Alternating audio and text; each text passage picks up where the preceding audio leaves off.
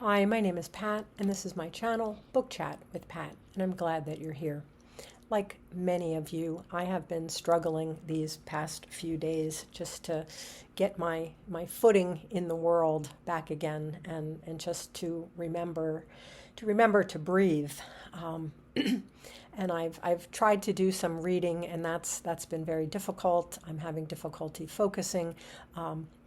But a sure thing for me usually is poetry. Poetry is my go-to for comfort and consolation and just for recentering myself. And so I wanted to share a little bit of poetry today. But before I do that, I wanted to share something from an article that I read this morning, which I found very meaningful. UC Berkeley's Greater Good Science Center asked a question of a panel of writers and thinkers. They asked, what is one step we can take toward a more inclusive, cohesive, and compassionate society? Well, many people wrote responses to this. I wanted to share just a part of one of the responses that I read. And this is from Dr. Eboo Patel. He is the founder and president of Interfaith America, and he believes that religious diversity is an essential part of American democracy.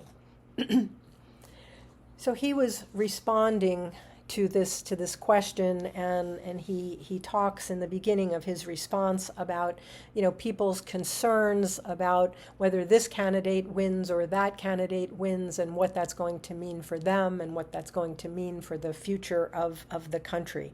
And this was part of his response. At first, I felt like my role was to convince people that there was not going to be a catastrophe, that there was not going to be a death spiral of democracy. And I'd try to share some sociological wisdom. I'd tell them about the strength of our institutions, the long history of our nation, and so on. But then I stopped and realized that what matters now is not sociological wisdom, but spiritual wisdom. I remembered the story of St. Francis of Assisi, who was tending his garden one day when someone walked by and asked, "What would you do if you knew the world was going to end before sunset?" He replied, "I'd continue tending my garden." There is a similar hadith of the Prophet Muhammad. Even if you know the world is going to end, plant the seedling in your hand. I imagine that the deep spiritual wisdom of these two stories is also found in Judaism and Hinduism and Buddhism and other faith traditions. What these stories boil down to is this: what you are doing is sacred, and it makes a difference. Even if the world is going to end, the wisdom of the sages says to keep doing your meaningful work, because in that work is part of the saving grace of humanity.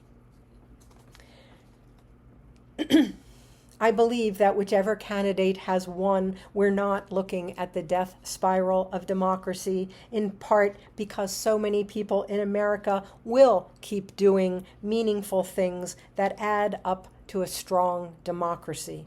They'll keep showing up at the food bank. They'll keep coaching Little League. They'll keep mentoring kids.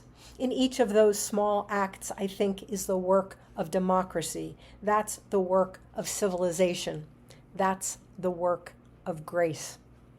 Something you are doing is meaningful. It may seem very small, but don't let that dissuade you from recognizing how meaningful it is. I believe that is the message St. Francis and the Prophet Muhammad have for all of us. In the weeks and months after the election, there will be time for strategizing. But I think in the immediate aftermath, I would recommend that your first reflection be a spiritual one. What am I doing that is meaningful to me and to others, no matter how small or mundane, that I want to continue doing? Well, Poetry Thursday is certainly one of the small things that I do here on the channel that I would like to continue doing, and that I think has has meaning, some small meaning for me and for those who pay attention, and I wanted to share just a few poems today. The first is called The Thing Is by Ellen Bass. To love life, to love it even when you have no stomach for it, and everything you've held dear crumbles like burnt paper in your hands, your throat filled with the silt of it. When grief sits with you, its tropical heat thickening the air, heavy as water, more fit for gills than lungs. When grief weights you like your own flesh, only more of it, an obesity of grief. You think, how can a body withstand this? Then you hold life like a face between your palms, a plain face. No charming smile, no violet eyes, and you say, yes, I will take you. I will love you again. And my go-to, Old Faithful, Mary Oliver. I worried. I worried a lot. Will the garden grow? Will the rivers flow in the right direction? Will the earth turn as it was taught? And if not, how shall I correct it? Was I right? Was I wrong? Will I be forgiven? Can I do better? Will I ever be able to sing? Even the sparrows can do it, and I am, well, hopeless. Is my eyesight fading, or am I just imagining it? Am I going to get rheumatism, lockjaw, dementia?